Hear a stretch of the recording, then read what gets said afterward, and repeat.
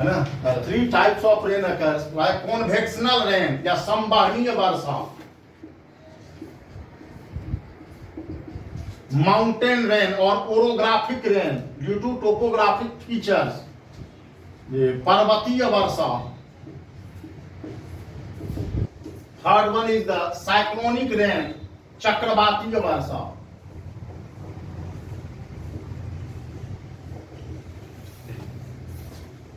Convectional rain, ये convection के कारण से बादलों के निर्माण के कारण वर्षा होती है। तो सामान्य तौर पर विषुवत रेखीय क्षेत्रों में जो वर्षा होती है वो कॉन्वेक्शनल, जहां हाई इंसोलेशन और इंसोलेशन के कारण से यहाँ पवनों का ऊपर उठना, हवाओं का ऊपर उठना, और ऊपर उठने के कारण से, पवनों के ऊपर उठने के कारण से यहाँ when air gets cooled, जैसे ही हवा ठंडी हो जाती है, इनका फिर हवा के संतृप्त हो जाने की वजह से जो बादलों के निर्माण होते हैं और इनसे फिर प्रेसिपिटेशन होना। तो ये इक्वेटोरियल बेल्ट में खास करके जो डोल्ड्रम बेल्ट है उसमें जो वर्षा होती है वो संवहनीय प्रकार की वर्षा होती है, उसमें संवहनीय प्रकार की वर्षा होती है। संवहन धारा के अंतर्गत क्या, तो गर्म होना हवा का, गर्म हवा का ऊपर उठना, और ऊपर उठने के अंतर्गत due to normal lapse rate, है ना, सामान्य ताप पतन दर के यम से when air gets cooled, जैसे ही वायु ठंडी हो जाती है कंडेंसेशन, और उसके बाद सैचुरेशन से फिर अदल बढ़ना और उससे फिर वर्षा होना, तो हवा के ऊपर संवहन धारा के फलस्वरूप तो ये संवहनीय वर्षा होती है ऊपर उठ करती है। विषुवत रेखीय क्षेत्र में प्रतिदिन दोपहर के बाद वर्षा होती है और फिर शाम में मौसम ठंडा हो जाता है, इसीलिए रात के समय को विंटर सीजन कहा जाता है ना, क्योंकि ये 0 डिग्री से 10 डिग्री नॉर्थ और 0 डिग्री से 10 डिग्री साउथ, और इसके डोल्ड्रम बेल्ट में ये वर्षा संवहनीय धारा के अंतर्गत संवहनीय वर्षा। माउंटेन रेन और ओरोग्राफिक रेन, पर्वतीय वर्षा, ये पृथ्वी के किसी विशेष क्षेत्र में स्थलाकृतियों के कारण से वर्षा होती है। ये रिलीफ फीचर माउंटेन के कारण से, और जो पवनें चलती है ये पर्वतों के ढाल के सहारे पवनें ऊपर उठती हैं, और ऊपर उठ करके वहां कंडेंसेशन और सैचुरेशन की क्रिया होती है, एंड देन रेनफॉल। अब कोई पर्वत अगर ऐसे है और ये पवनें इस ढाल के सहारे ऊपर चढ़ती है, ऊपर चढ़ करके जैसे ही कूल हो जाती है टेशन, और फिर ये सैचुरेशन की स्थिति, तो इससे वर्षा का होना। माउंटेन, ये रिलीफ फीचर से। अब ढाल के सहारे पवनों का चढ़ना और फिर पवनों का ठंडा होना, फिर बादलों के निर्माण और वर्षा। इसमें पर्वत का जो ढाल होता है, जिस ढाल के सहारे पवनें ऊपर उठती हैं, उस ढाल के क्षेत्र में अधिक वर्षा होती है, ढाल के क्षेत्र में अधिक वर्षा होती है। अर्थात मीन्स जो ग्रेडियंट है, स्लोप साइड है। मान लीजिए कि अगर कोई पर्वत है और ये कोस्टल है, तो कोस्टल के किनारे अगर चढ़ती है पवनें, तो सी साइड में वर्षा अधिक होती है ना। या जिस साइड ढाल होता है, जैसे हिमालय का ढाल भारत की तरफ है, दक्षिण की तरफ है, तो भारतीय क्षेत्र में वर्षा। वैसे ही पश्चिमी घाट का ढाल अगर आप देखेंगे तो पश्चिमी घाट का ढाल किधर है, ओसेनी, मतलब पश्चिमी घाट का ढाल जो है वो अरब सागर की तरफ है, ये वेस्ट कोस्ट की तरफ है। तो मानसूनी पवनें जैसे ही ऊपर चढ़ती है तो ये ढाल के सहारे वेस्ट कोस्ट में वर्षा होती है। इसीलिए मुंबई का क्षेत्र west coast receives more precipitation too, इसका ईस्टवर्ड साइड जो है वो क्या है, रेन शैडो एरिया है, अर्थात वृष्टि छाया प्रदेश कहलाती है ये प्रदेश। ढाल के सहारे जिधर ढाल उधर ही वर्षा होती है। विश्व में अधिकांश वर्षा पर्वतीय वर्षा होती है, क्योंकि बड़े मोरदार और बलित पर्वत यानी पर्वतों के सहारे जब पवनें ऊपर चढ़ती है ढाल के सहारे, तो उन क्षेत्रों में जो वर्षा होती है उसे पर्वतीय वर्षा कहा जाता है।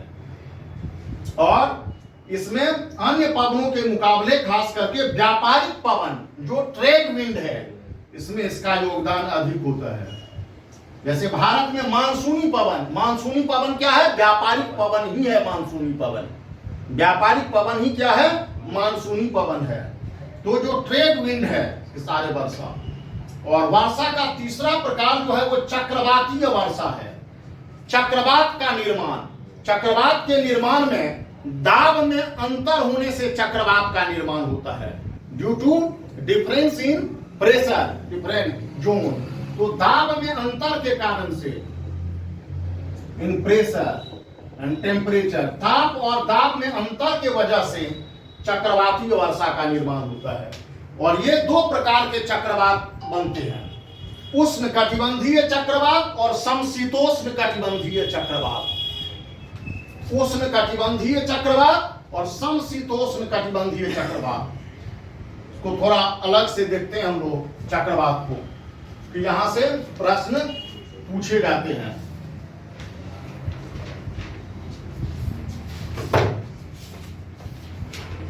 तो साइक्लोन है चक्रवात।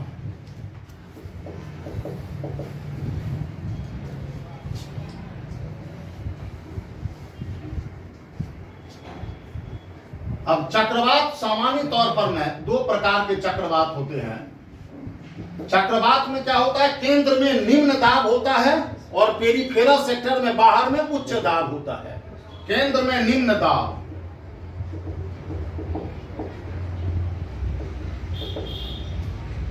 और परिधीय क्षेत्र में, क्षेत्र में उच्च दाब, घड़ी की सुई की दिशा में, घड़ी की क्लॉकवाइज दिशा में। अब ये दो प्रकार के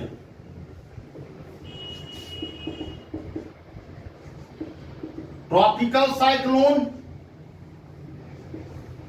और टेम्परेट साइक्लोन,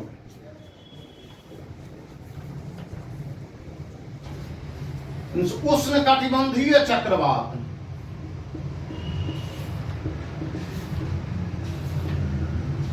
और समशीतोष्ण कटिबंधीय चक्रवात।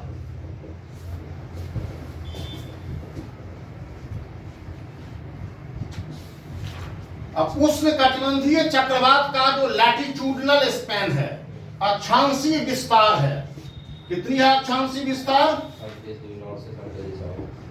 ये 23.5 डिग्री कर्क रेखा और मकर रेखा के बीच में, कर्क रेखा और मकर रेखा के बीच में। वैसे भूमध्य रेखा, विषुवत रेखा पर इसका प्रभाव कम होता है, तो 23.5 डिग्री नॉर्थ से 23.5 डिग्री साउथ के बीच जो चक्रवात आता है उसे उष्ण कटिबंधीय चक्रवात कहा जाता है। अर्थात कर्क रेखा और मकर रेखा के बीच में ये वाला चक्रवात। जब स्वाभाविक है कि जब सूर्य उत्तरी गोलार्ध में होता है और फिर सूर्य दक्षिणी गोलार्ध में होता है, तो भूमध्य रेखा अर्थात इसके बीच में जो ये वाला चक्रवात है ये उष्ण कटिबंधीय चक्रवात कहलाता है। ये उष्ण कटिबंधीय चक्रवात ITCZ के साथ जुड़ा होता है। ध्यान दीजिएगा, ITCZ के बारे में बताया था आप लोगों को, इंटरट्रॉपिकल कन्वर्जेंस जोन, जिस क्षेत्र में दोनों गोलार्धों की व्यापारिक पवनें आकर सम्मिलन करती है, मिलती है, उसे ITCZ कहा जाता है। राइट, तो ये ITCZ के साथ जुड़ा होता है, इसीलिए ऊपर नीचे होते रहता है और अलग अलग समय काल में अलग अलग ऋतुओं में उष्ण कटिबंधीय चक्रवात आते हैं, है ना। विश्व के अलग अलग क्षेत्रों में अलग अलग समय काल में, क्योंकि ITCZ का जो डेविएशन है, शिफ्ट होने से, विचलन होने से, उस उष्ण कटिबंधीय चक्रवात में ऊष्मा की सतत आपूर्ति, कंटिन्यूअस सप्लाई ऑफ हीट, ऊष्मा की सतत आपूर्ति चाहिए। इसी ऊष्मा की आपूर्ति के वजह से सागरीय क्षेत्रों में आप देखेंगे निम्न अवदाब का केंद्र बनता है, लो प्रेशर का सेंटर बनता है, और बाहरी क्षेत्रों से हवाएं जब निम्न अवदाब के केंद्र में आती है तो चक्रवात का निर्माण होता है। ठीक है, उष्मा की सतत आपूर्ति की आवश्यकता होती है इसीजेड के अंतर्गत। और यहां देखेंगे आप कि यहां क्या होती है, इसकी दिशा, इसकी दिशा क्या होती है, ईस्ट टू वेस्ट होती है। उष्णकटिबंधीय चक्रवात की दिशा ईस्ट टू वेस्ट होती है, पूर्व से पश्चिम की ओर होती है इसकी दिशा। साथ ही साथ उष्णकटिबंधीय चक्रवात में हवा की गति काफी अधिक होती है, स्पीड हवा की काफी अधिक होती है। कितनी, हवा की गति कितनी होती है, क्योंकि they are very devastating nature, ये काफी विध्वंसकारी भी होते हैं। 150 से 200 किलोमीटर प्रति घंटे की रफ्तार। लेकिन इसका व्यास कम होता है, इसका डायमीटर क्या होता है, कम होता है। कितना व्यास होता है,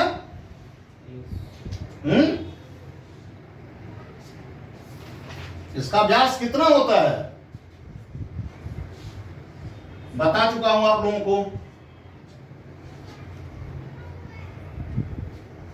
उष्णकटिबंधीय चक्रवात का व्यास 1000 किलोमीटर तक होता है ना? नहीं, इसका उष्णकटिबंधीय चक्रवात का जो व्यास होता है वो होता है 100 किलोमीटर तक ही होता है ये। हाँ, तो ये व्यास इसका कम होता है, हवा की गति काफी अधिक होती है, इसकी दिशा ईस्ट टू वेस्ट होती है। दिशा क्या होती है, ईस्ट टू वेस्ट होती है, ITCZ के साथ जुड़ी होती है, और उष्मा की सतत आपूर्ति चाहिए इसे। क्या चाहिए, उष्मा की सतत आपूर्ति चाहिए। लैटिट्यूडनल स्पैन अगर पूछा जाता है, अक्षांशीय विस्तार, तो ये 23.5 डिग्री नॉर्थ से 23.5 डिग्री साउथ के बीच। स्टेटमेंट अगर आता है उष्णकटिबंधीय चक्रवात कर्क रेखा और मकर रेखा के बीच, है ना, क्योंकि इन्हीं क्षेत्रों में सूर्यातक और फिर उष्मा की सतत आपूर्ति और ITCZ से भी जुड़ा हुआ ये। समशीतोष्ण कटिबंधीय चक्रवात, जैसे नाम से ही स्पष्ट है, सम मीन्स बराबर, शीत भी है उष्ण भी है, टेम्परेट।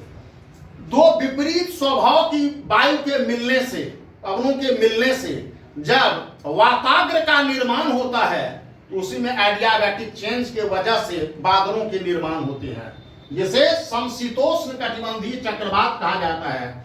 और इसका निर्माण 35 डिग्री नॉर्थ से 60 डिग्री नॉर्थ के बीच और 35 डिग्री साउथ से 60 डिग्री साउथ के बीच, है ना। इसका जो लैटिट्यूडनल स्पैन है, अक्षांशीय विस्तार है, वो 35 डिग्री नॉर्थ से 60 डिग्री नॉर्थ के बीच, 35 डिग्री साउथ से 60 डिग्री साउथ के बीच में। समशीतोष्ण कटिबंधीय चक्रवात का निर्माण पछुआ पवन और ध्रुवीय पवनों दोनों के सम्मिलन से, कन्वर्जेंस से होता है। पछुआ पवन की प्रकृति क्या होती है, गर्म होती है।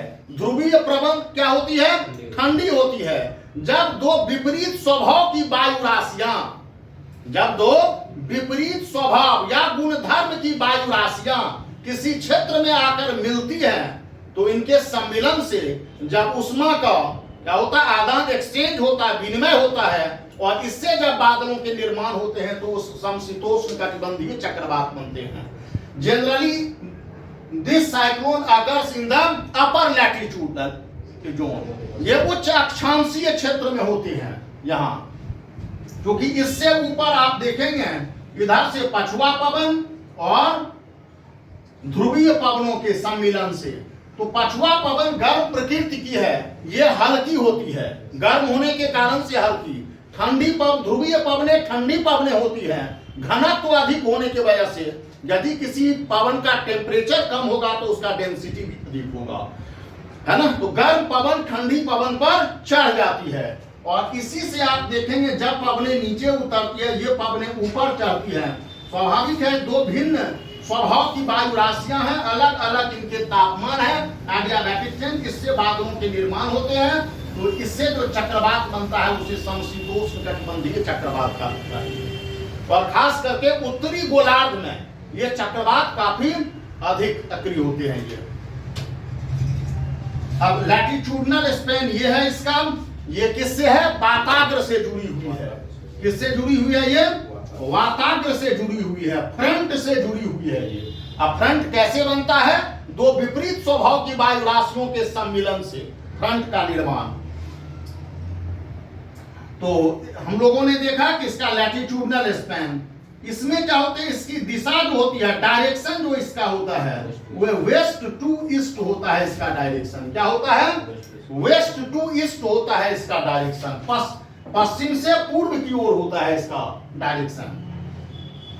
और इसका डायमीटर अधिक होता है 1000 किलोमीटर से 2000 किलोमीटर के बीच में। 1000 किलोमीटर से 2000 किलोमीटर के बीच में इसका डायमीटर होता है।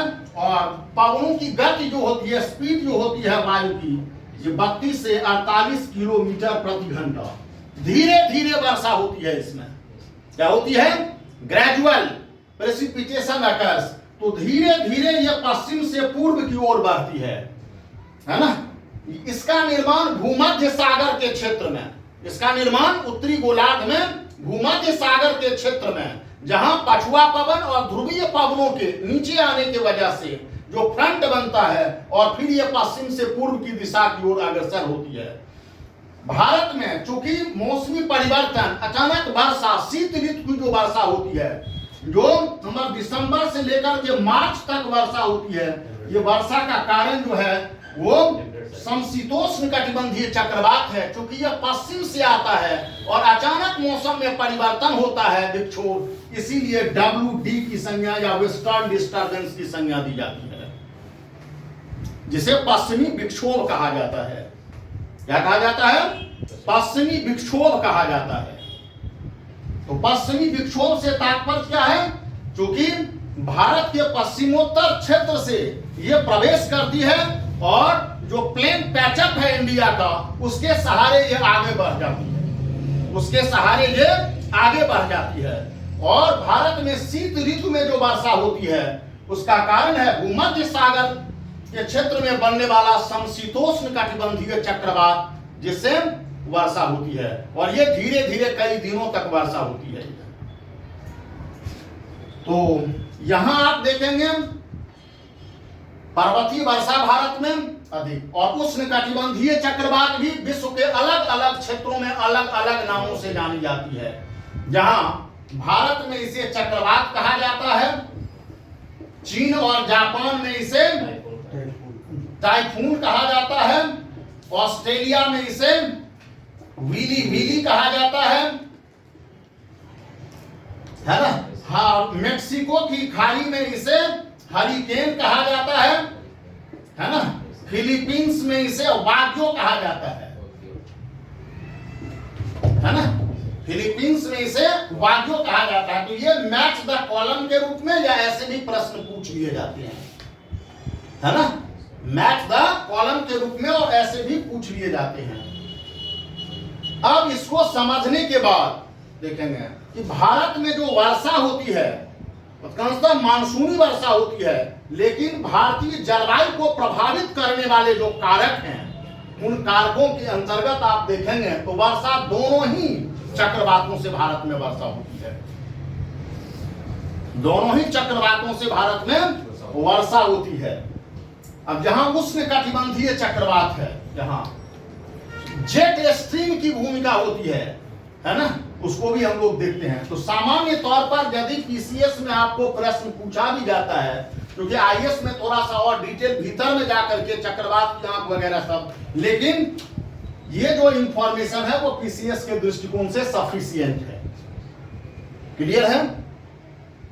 अक्षांशीय विस्तार, आईटीसीजेड के साथ जुड़ा होना, ये जितने भी फैक्ट्स हैं यहाँ पर, ये आपके पीसीएस के दृष्टिकोण से सफिशिएंट है। ये फैक्ट्स ज्यादा वर्षा उष्ण कटिबंधीय चक्रवात वर्षा होती है, लेकिन अधिक क्षेत्रों में वर्षा होती है इससे। यूरोपीय क्षेत्रों में वर्षा आप देखेंगे तो इससे, है ना, यूरोपीय क्षेत्रों में वर्षा इससे पश्चिम से पूर्व की ओर। ज्यादा खतरनाक तो वही वाली होगी। ये डिवास्टेटिंग, अधिक विनाशकारी होती है ये उष्ण कटिबंधीय चक्रवात। भारत में अगर उष्णकटिबंधीय चक्रवात को, तो मानसून ऑनसेट होने के भी समय कई बार आता है ये। जैसे ही सागरीय क्षेत्रों में निम्न अवदाब का केंद्र बन जाता है, तो कभी कभार ये देखे जाते हैं, जैसे 98 में गुजरात में आया था, है ना। और यही तो रिट्रीटिंग मानसून जो है भारत में उष्णकटिबंधीय चक्रवात को, है ना, प्रभावित करने में, जब मानसून वापस होती है उस समय काल में सितंबर, अक्टूबर, कभी कभार नवंबर के महीने में ये भारत के बंगाल की खाड़ी में निम्न अवदाब के बनने के कारण से जो कोस्टल इलाके हैं उसमें आप देखेंगे चक्रवात को ये। और इसे भी आपदा के रूप में स्वीकार किया गया है। किसके रूप में? आपदा के रूप में, डिजास्टर के रूप में, कैटास्ट्रॉफी, डिजास्टर के रूप में ये आपदा चक्रवात को। तो आपदा प्रबंधन के अंतर्गत ये भी टॉपिक्स आते हैं। ये क्लियर है दोनों? तो बीसीएस में अगर प्रश्न पूछे भी जाते हैं तो इसमें आप देखेंगे किस प्रकार की, इस क्षेत्र में कौन सी, अगर वायु रहेगा तो क्या हो जाएगी? व्यापारिक पवन है। पवन रहेगा तो व्यापारिक पवन, इसमें रहेगा तो पछुआ पवन और फिर ध्रुवीय पवन, दोनों पवनों के सम्मिलन से, कन्वर्जेंस से फ्रंट का निर्माण। इसमें अधिकतम ताप की आवश्यकता है, इसमें ताप की अधिक होती है, उष्मा की सतत आपूर्ति और उच्च तापमान, चूंकि इन्हीं क्षेत्रों में ट्रॉपिकल जोन में, समशीतोष्ण कटिबंधीय उच्च अक्षांशीय क्षेत्र में इसका निर्माण, क्योंकि पछुआ पवन और उनके सम्मिलन से ये, तो ऊपर नीचे ये भी होते रहता है और अलग अलग नामों से ये जानी जाती है।